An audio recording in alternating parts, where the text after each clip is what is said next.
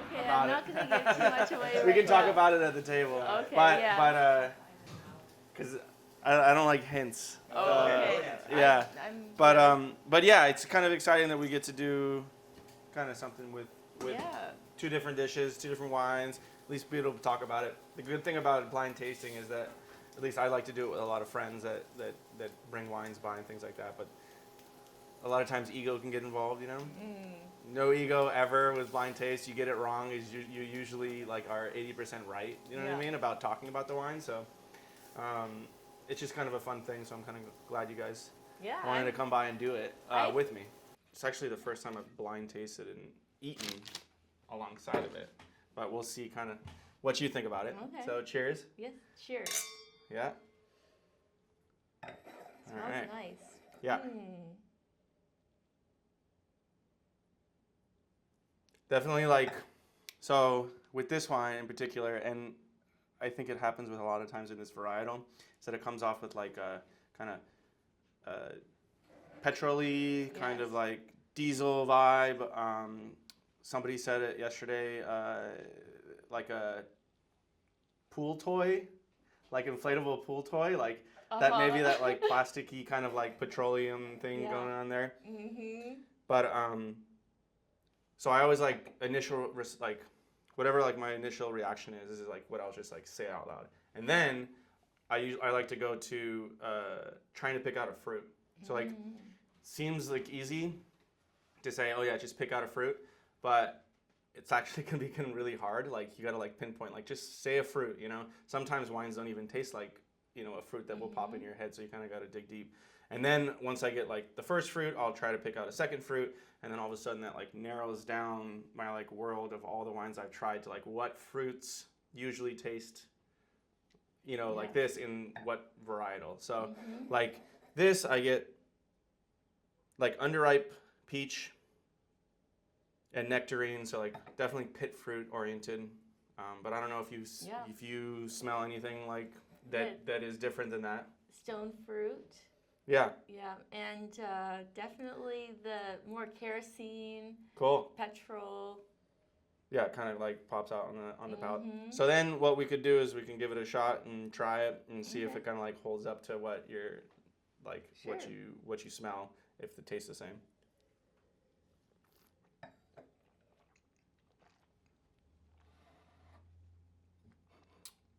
Yeah, definitely that petrol thing is still on the palate. It's actually even more pronounced on the palate than it is on the nose. And then it's like I don't know if you get like residual sweetness or if you get honeysuckle on the palate. Nice, good call. Yeah, so let's nice see. finish. What I like to do is see when I'm pairing food with wine is I like to try the wine first, see how it kind of like dissipates on my palate. So like how does it feel like going down basically? And then I'm like, is it a good wine? Sure. Is it like a porch sipper? This one, not so much. But if I try it with food and it changes the way the wine tastes, that like I'm onto something. Yeah. I'm like, okay, well, this probably won't like be an amazing wine like if you like pour it to somebody at the table before they try any food. But then we like to tell the customers like, hey, this is gonna change, especially over the night of your dinner, and as you get the food, it's gonna like kind of like the acidity will actually add complements to the food. Yeah. So nice. yeah, and this is like I said, the Vietnamese prawn salad. I think the chili and the fish sauce and the fresh herbs are really gonna work with this one.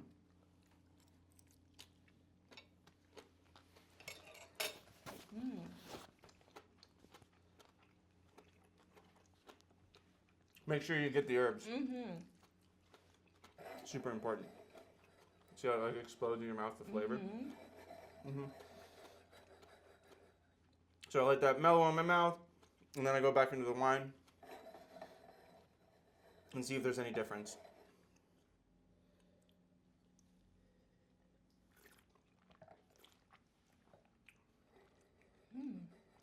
Definitely that sweetness has kind of been cut.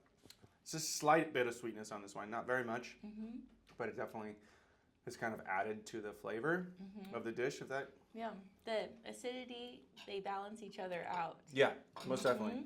Now, I think if I was to do this over again, with all of like the herbal notes, and the kind of like vegetal notes of the green papaya, maybe going with like a wine that has a little bit more of those kind of like aspects, because this wine doesn't have, in my opinion, too much herbaceousness. It's more like that petrol and the pit fruit and all that kind of stuff. So, but yeah, Nice. maybe we on our second, we don't have to guess yet, but maybe we can try your wine with this Sounds and good. see how, wherever it is it down there? It's right here. Yes. This guy. Okay. Brown bag number 2. Great.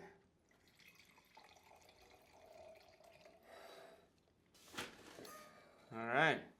Oh, initially, looks like there's some suspension. So you see how there's like some bubbles in there? Potentially spritzed on bottling, which narrows it down to a specific amount of varietals, in my opinion, that like I'm comfortable saying that like do this kind of stuff. But I'm not gonna like corner myself. I never like say, oh, I got this, and then like you'll lose all the other wines that you thought of, and you like completely close yourself off to it. Nice. Similar aspects to this wine, but a little bit kind of more on the citrusy side. Anything on your nose that you're getting? Lemon. Yeah.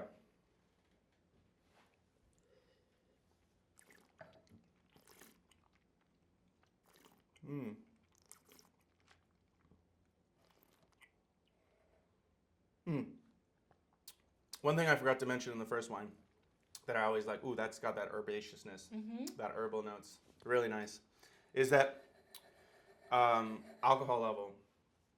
And like we always talk about the new world, old world thing, you know?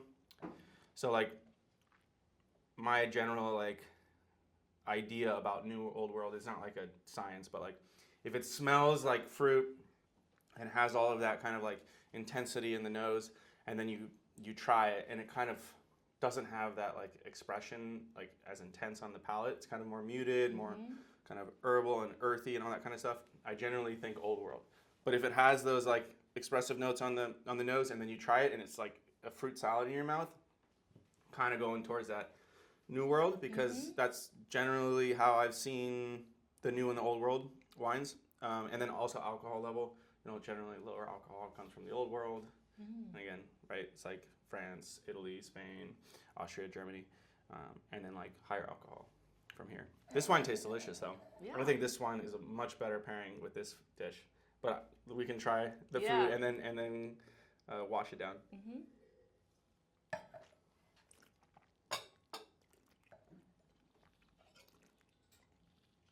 So what's the dressing on this salad?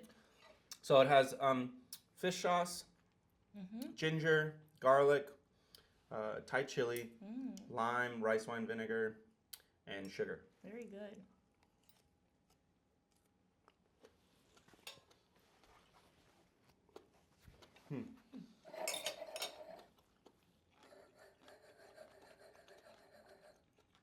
Is this your first time having this wine, or you've tried it before?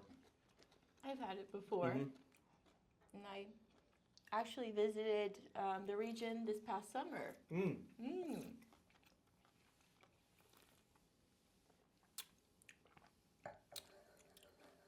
Yeah, really good. Lemon, lime. I get kind of like a. It's the herbal notes have changed since I've like put these herbs in my palate, but a little bit of anise going on. Maybe some tarragon, kind of like on that same line. But I'm gonna go in for one more splash. Okay, good. Any thoughts on the first wine for you? Yes. Kind of like where you might be? Can I name a varietal? Sure. Like I like to start with varietal, and then you kind of go with like New World, Old World, and be like just throw it like something in the like a dart on the wall and say like this is from France or whatever, you know what I mean, or like a specific region in the Old World, you know. Yeah, go ahead. So I would say Riesling. Yeah. New World, Old World. I would say Old World. Okay. Because of the acidity or like the alcohol level. It has more of a very complexity, a lot of complexity. Comparison of Old World versus New World, and the New World are a little bit more fruit forward. But this wine I don't believe is as fruit forward. Yeah. Get more tertiary flavors. Yeah, most definitely. Like the honeysuckle and the kerosene. So that's what makes me more think it's an Old World wine. Nice. Well. And it's been aged for a bit too. And do you think it works with the food? I do. It's very nice, and I like at the end it has a nice finish, and it kind of just lingers on the palate, and then. Just as it's lingering, you have a nice taste of this dish, and it just kind of all comes together. Yeah. Yeah. Good call. Okay, and so now we'll do the reveal. You were right on the varietal. Okay. It is a Riesling, but it's from the New World, Willamette Valley. So this is a producer out of Willamette Valley. It's called Ridgecrest. So they do a lot of different Rieslings, and they kind of are trying to replicate those German and Alsatian style wines. So now on this wine, I initially kind of those lemon and the lime notes they're like staying in the back of my head because my mind's going around the world of like where this could possibly be from and what varietal it is. I think I'm like overthinking it. Chenin Blanc popped in my mind from the Old World, but generally with Chenin I get like a lot more quince and kind of like a cross between the Rieslings and the Sauvignon Blancs of the world, and that's kind of where my head was going. But as I continue to taste it and kind of process it, that those lemon and the kind of like limey, zesty notes and kind of like chalky minerality that I'm getting is like just kind of like narrowing it down to that Sauvignon Blanc. And you know, again, I might be wrong, but I do think the just the minerality and the acidity level alone kind of puts me in the Old World. But I might be wrong, and the muted kind of aromatics on the nose, but and still kind of hold like that linear kind of focus on the palate also kind of keeps me in the Old World. If it was a New World wine, I would imagine, not saying it's not a New World wine, but if it was a New World wine, I would imagine it to be a lot more expressive on the nose, kind of like if it was a Sauvignon Blanc, kind of like shooting out at me.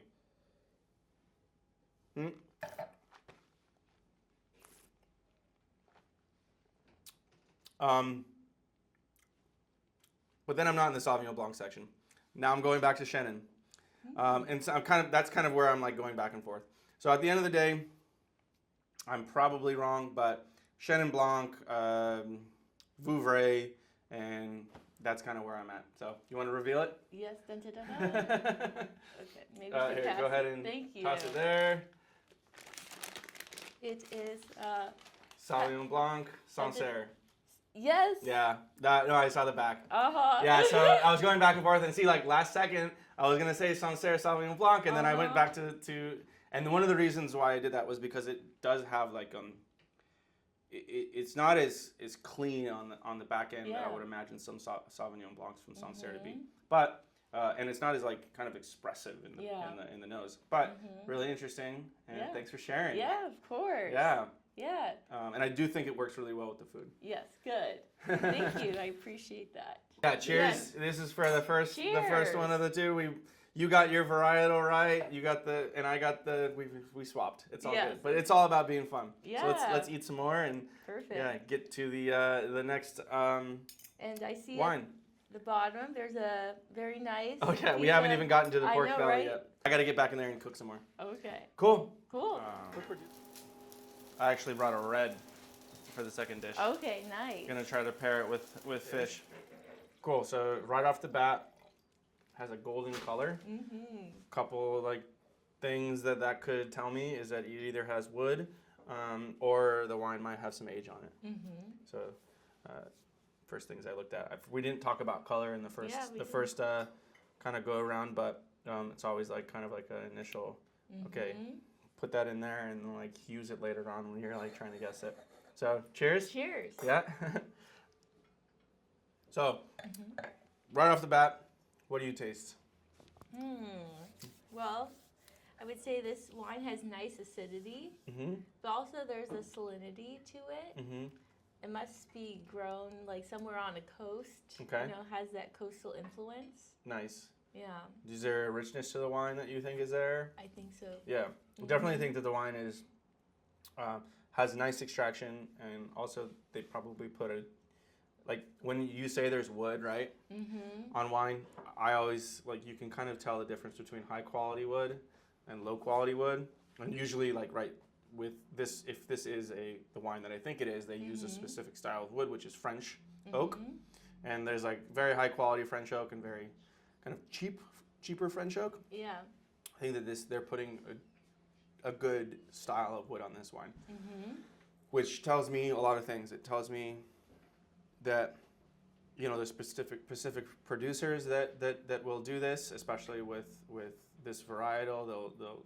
It kind of narrows out maybe where the price point is. Like, doesn't seem like it's an extremely cheap wine. It seems like it has nice pedigree and nice class, and it's polished.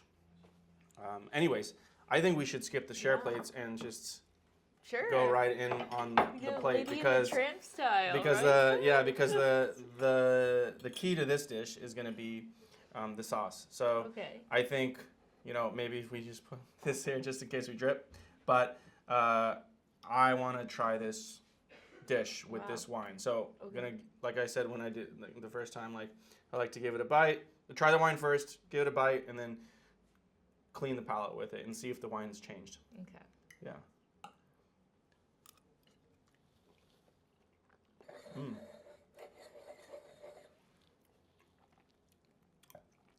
Definitely the potatoes really rich with the buttery and the crab broth is really rich. And here is wine 2. Okay. So a red wine, right? It's going to be kind of interesting to see how the white tasted with the dish, and then to see how the red tasted with the dish. Right off the bat, I don't know if you kind of see the color, if you notice anything. You know, with red, the color is a lot more important than with white, right? It's a beautiful ruby color. Yeah, most definitely. A lot of stuff going on there. Wow, it's a very nice bouquet. Yeah, right? Very complex. I mean, I get lavender. I get like purple flowers. You know, a lot of expression in like the floral side. Definitely a little bit of kind of barnyard. Yeah. I don't know if you kind of get that, like, yeah, like hay, barnyard, kind of iron oxide. All right, I'm going to try the wine, then go back into the dish. Okay.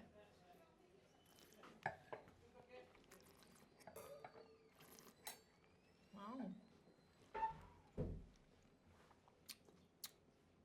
So, I always say, like, pick the fruit, right? I get, like, red cherry, kind of like cranberry, goji berries, more of red fruit dominated wine, in my opinion. I'm not sure if that's where you're at. Definitely cherry.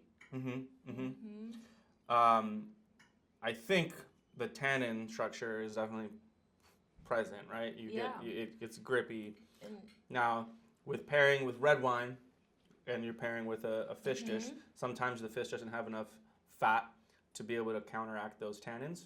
But I do think that this dish has the earthiness and the fattiness to be able to stand up to this wine. So I'm kind of curious to see how this goes. Yeah.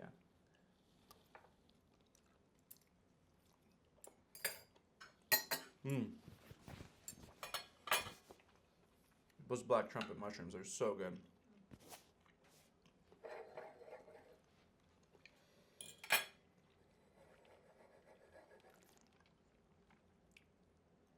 Yeah. Tannins are cleaned up. The red fruit is a little bit distracting in my opinion. I don't think it's a perfect pairing. I actually kind of think the Chardonnay works a little bit better. I haven't guessed yet, but that wine. But I think it works a lot better. For my like. My kind of preference with most things is white wine, honestly. Like unless I'm eating like a really rich ribeye or like a braised meat, I love white. But I think the red works. Yeah. Yeah. I think because the sauce is very rich, and then the mushrooms with its earthiness, it pairs, nicely with this. But I think probably white wine with fish is usually what we think of automatically, right? And so it's kind of like thinking about the art of the possible with wine and how it can be paired differently with different dishes and how it changes everything. Yeah. And the experience. Most definitely. It does, doesn't it? Yeah. So like whatever wine you decide to choose, which is why we take a lot of pride at Beaujolais for our servers to go to the tables and kind of direct, the customers into a certain direction, because we feel like we have a very dynamic wine list, and we're, if you were to recommend a Chardonnay with this dish, you're going to take the customers down this way, and if you're going to recommend a red wine, they'd be going that way. And it's not a bad thing, but it's two different experiences with the same dish. So it shows you how dynamic wine is and how it kind of can create an environment that is different every single time. Yeah. So that's one of the reasons why I love wine. Yeah. But anyways, so I'm going to go to the guessing game. Okay. I definitely think it's a Chardonnay, nice quality of fruit.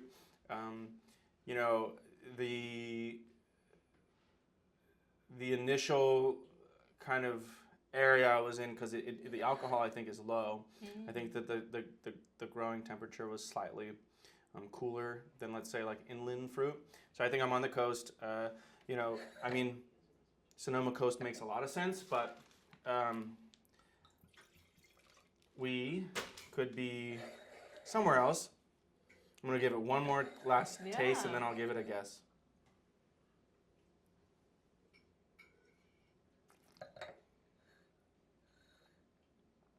Yeah, if we were in the old world here, Merceau could be a good call because of it's like clarified butter going on, lemon richness, which is really classic for Merceau. But I think I'm ultimately in the New World, and the pairing that you have with Merceau is usually Sonoma Coast, and if I was to say a vineyard, maybe like the Heinz vineyard, because it has a classic kind of like flavor profile of this.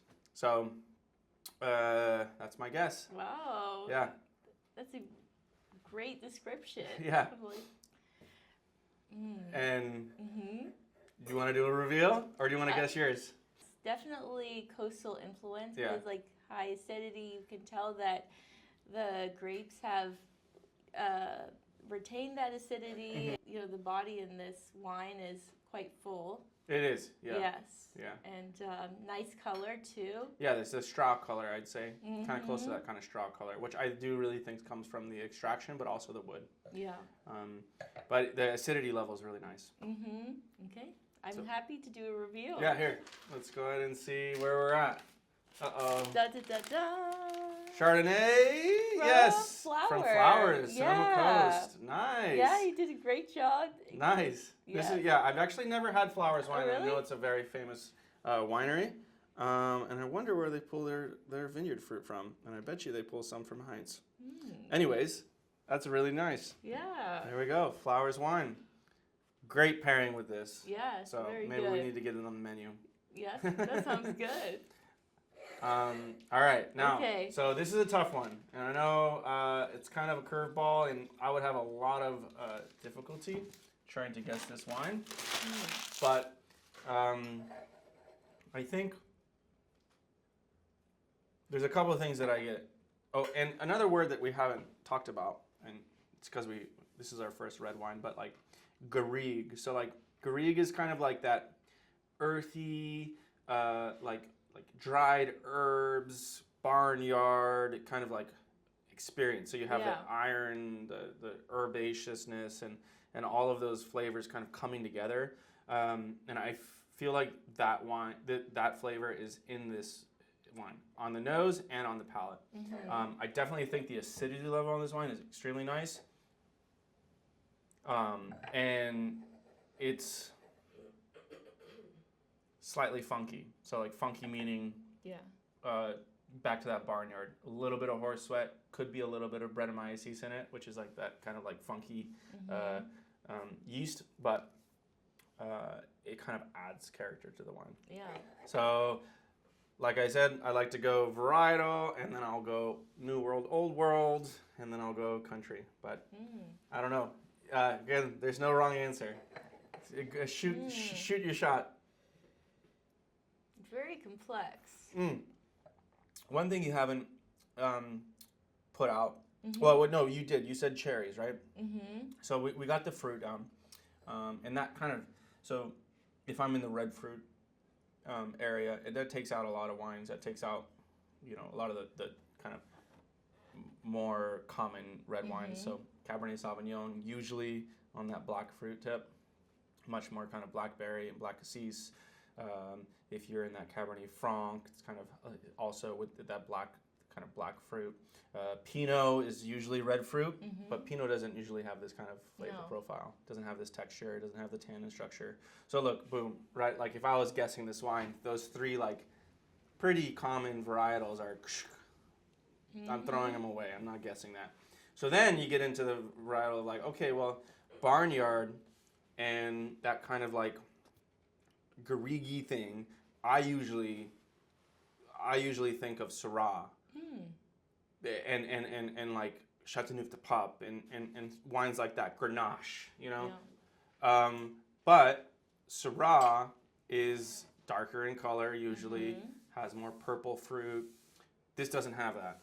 So then we're like, okay, well, there's also Grenache in Châteauneuf-du-Pape. So like Grenache could be a really good call on this, right? Because Grenache is red fruit dominated. It has that kind of like garrigue thing going on. They make it in Spain. Spain kind of has dusty wines. They also make it in France. They have those kind of dusty wines. But am I like sold on, is this tannic enough to be Grenache? Does it have enough body to be Grenache?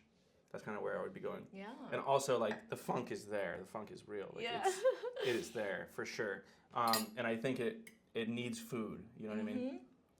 Yeah. Anywho. Definitely. Throw something out there. There's no wrong answer. Yeah, definitely. I think it's Grenache. That would be probably where I would guess. Yeah. But you forgot you're at Café. Oh, Beaujolais. So that would be wow. Red. That's a guess right there. My goodness. And that would be right. So it's Gamay Noir. It's from a very famous producer, Jean Fouillard.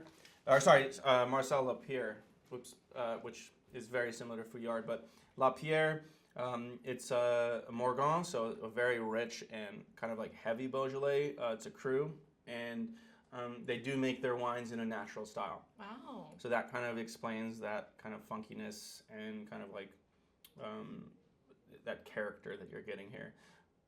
At the same time, a lot of Beaujolais wines have that character regardless, But yeah, I figured I'd open a Beaujolais to be able to drink it with you at Café Beaujolais. Wow. Cool. Mind blown.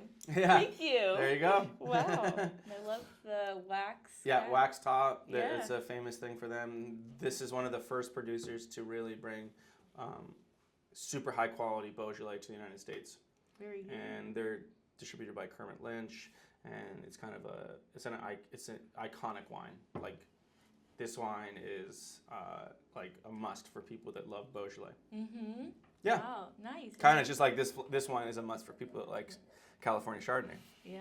So, anyways, cool. Yeah, thank you for introducing me to this wine. Yeah, cheers. Cheers to that. And thanks so much for coming out and doing this with me. Yeah, I think this is great. I'm going to do more of these. Yeah, good. And I think that I'm very thankful for you to coming out and highlighting Café Beaujolais, the Nicholson House, and Mendocino as a region, as a destination.